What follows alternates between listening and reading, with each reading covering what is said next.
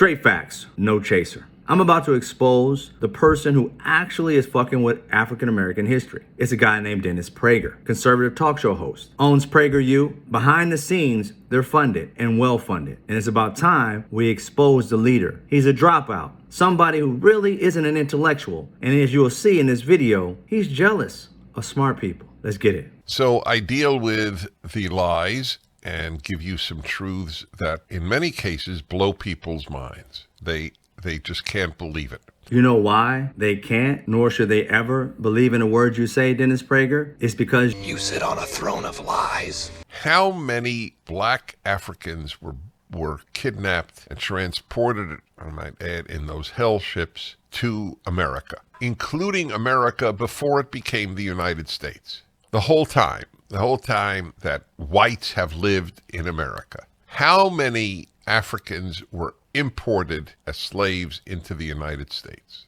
both pre-United States and post-United States? I wish I could get instantaneous responses from callers. Be careful what you ask for, because I knew the answer right when you actually posed it, when I saw this video. And I have a credible source, actually two. Here's one, and it's also from Henry Gates Jr., who says it as well. What are your sources? Let's hear what he has to say. I guarantee you he doesn't have a source. I don't believe you would get an answer under 1 million from more than 10% of the students. I would be shocked if you got it from 10% of the students, a number under 1 million. I had always quoted 320,000. Wrong. Try again. Actually, the best number that they have come up with is 305,326. In all of American history, including pre-1776, the number of Africans that were imported into the United States is 305,326. Wrong both times. There are no sources that quote the numbers he just gave you guys. Not the reputable Library of Congress, Times Magazine, the New York Times, History Channel. So Mr. Prager, where'd you get your facts from? Colonizers or us.org? Carry on. Now, how many slaves were brought into Latin America by other countries during the same period that 305,000 were brought into the United States? How many do you think? This is where he gaslights people to set them up for failure due to his terrible research. 3 million, 2 million, 5 million, 6, 7, 8, 9 million, 10 million, 11 million. You find slavery funny, you racist prick? It would be a colonizer turning slavery into the Price is Right. It's not a fucking game, dipshit. Carry on. 12.5 million. You know how many times that is? So that's 40 times the number of slaves. 40 were brought into other countries in the Western Hemisphere. That's the hemisphere we live in case you went to college and didn't learn it. In other words, I don't think that most college students know anything. They know preferred pronouns. I bet most of those college kids graduated from college that ranks higher than yours, Mr. Brooklyn College, number 871. Hell, I went to Ball State, 241. Carry on. Every civilization throughout history had slaves. Asian societies, Africans, Native Americans, and other indigenous peoples around the world, and the Muslim Arab world, which may have had the most slaves of all.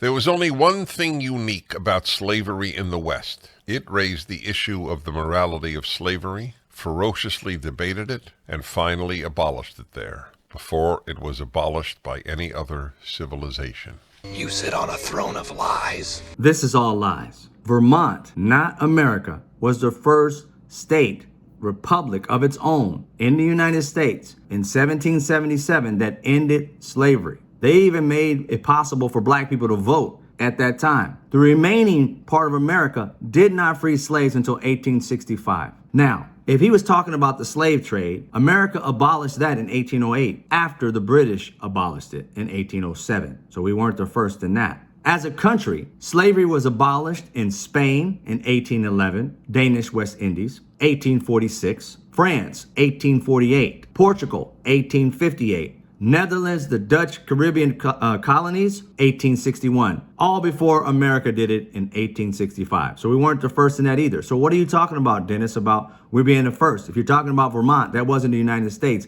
That was a colony within the United States and the only one of its kind. The rest of them were in the slave trade, full in effect. They didn't stop the slave trade until 1808, and they weren't the first to do it. That would have been Britain. So where's the first at for America and these white people who got together and was just so noble? In this whole clip, you won't find one source from this motherfucker. It's them, they, this person said, that person said. He's lied throughout the video. Why trust him? Carry on. If you care about moral truth rather than, for example, promoting America hatred, you must recognize and you must teach that America was one of the first slave-holding societies to abolish slavery. This even includes Africa. Cornell professor Sandra Green, a black scholar of African history, notes, quote, slavery in the United States ended in 1865, but in West Africa it was not legally ended until 1875, and then it stretched on unofficially until almost World War I. This is pure bullshit. Slavery ended in America in 1865. Not on June 19th, but on December 6, 1865. And there are many who talk about them being in the South and not really being in a political atmosphere or around a lot of people, that slavery even extended longer for them. You can find those stories sprouted throughout the United States all over the internet. Anyway, after slavery, it stretched unofficially from 1865 to 1964, where they passed the Civil Rights Act. In 1965, the Voting Rights Act.